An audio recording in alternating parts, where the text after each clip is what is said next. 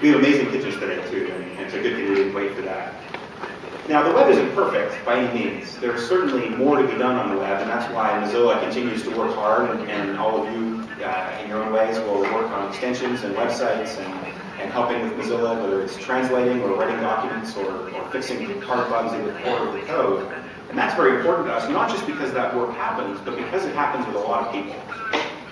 The web is built by millions of people, and Mozilla works with millions of people in different organizations. Some of them are individual students, or people who are building an application for their company or their school or organization, and they need something better on the web. Or there's something about the product they don't like, and they might tell us how to fix it, they might just tell us they don't like it. They might point to us a different product that does it a different way. And not only do we work with people who you would think of as being the Mozilla community, but we work with companies who, for other organizations, might be seen as competitors. We work with Apple, we work with Opera and Microsoft. We work even with Adobe and Microsoft to improve parts of the web, even while we disagree with some of the things they do in other types of platforms. That it works with so many people, and that so many people are involved in it and can be involved in it, is what has made the web as healthy and as powerful as it is today.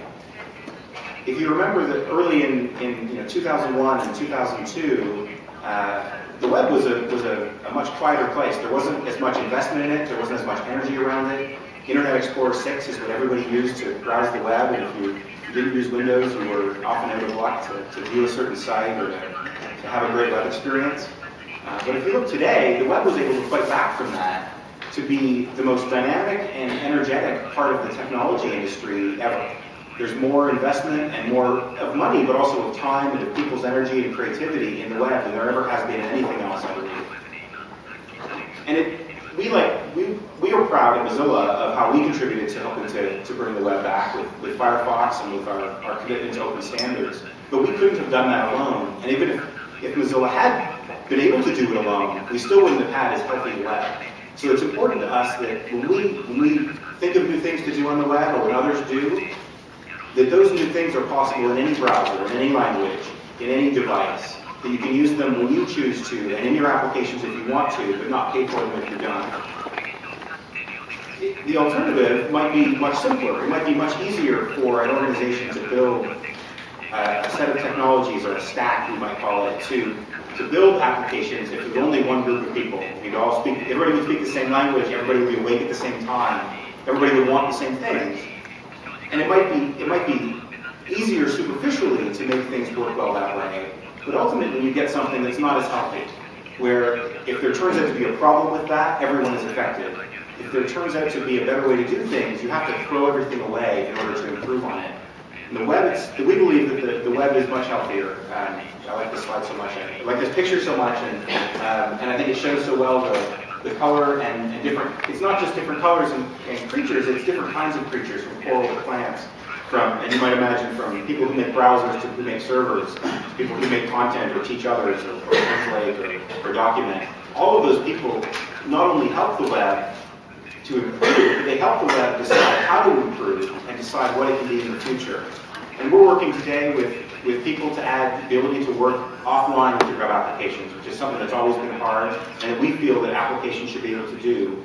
We're working with other companies to improve the security of the web, to help people understand better who they're dealing with on the web and whether their information is safe. And not only does this apply to technology, but we also think it applies to information.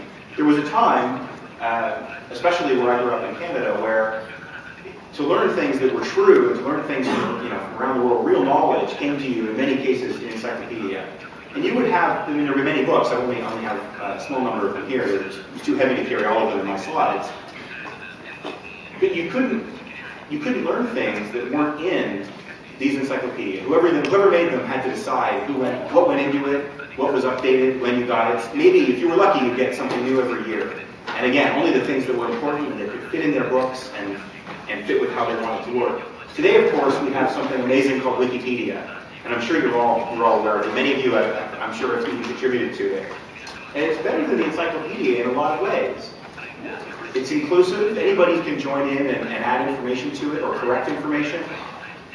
It's dynamic and it's instant. If you go to Wikipedia on any given day, I mean, I took this screenshot 2 days ago, and if you look today, it'll be different, I'm sure. And hundreds of thousands of things will have changed in the world since then. Many of them will have been reflected in Wikipedia. You get current updates for breaking news sometimes faster through Wikipedia than you do for news sites, because many people can get together and share small and large ideas in a common way.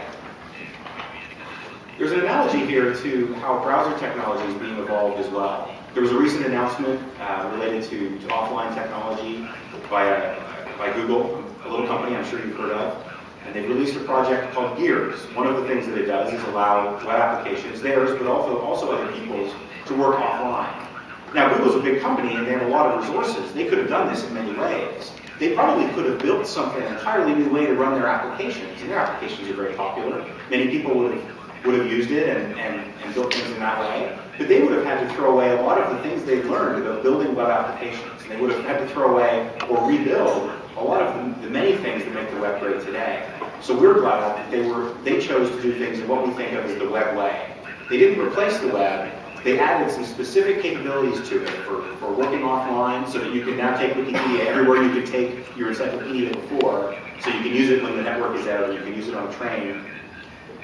And they added those capabilities in a way that was also usable by other people. And they're working with us and with other vendors, Apple, Opera, Adobe, to make sure that we're all able to implement those technologies, both in our own browsers and other applications around the world, so that anybody can use these pieces and anybody can use the whole of the web offline in a powerful way. Certainly, for them to have had to replace all the pieces of the web, HTML and JavaScript, CSS and SSL, HTTP itself, it could be done, but we would end up with something that would not have the advantages of the last 20, 15 years of web development. In 2002, I built my first website. It was a very, very ugly one. I didn't want to burn a picture of it. And I've been working on Mozilla for almost a decade, with GB and some others of you who are in the room, I'm sure. And in another area, working for something that long might make me an expert. But as I know, and as my wife tells me, I don't know very much about the web yet. There's more to learn every day, and there's more than I could ever learn, because it's being built by so many people around the world, everywhere. And again, this is an area where Wikipedia shows us that it's about putting things together. It's about people able to contribute for themselves. If you look at the list of languages on the bottom of the page, no one organization can produce all those things well. Even an organization the size of Google or Microsoft can't do that. And in many cases, they won't. Microsoft Internet Explorer 7 was released in how many languages for a global internet last year? It was released in one language on its first day, only English. And I'm sure that makes very good business sense. I'm sure it was expensive for them to translate all of that. Though, again, with Firefox, we were able to release in more than 40 languages, and it was done all by volunteers. So if they would like, we'd be happy to tell them how they can let people help make the web better for themselves. But even if it doesn't make business sense to do something, we think it should be okay for it to happen if it makes sense for the web. As it's okay for people to translate on Wikipedia into their own languages and add their own content and argue about what's there.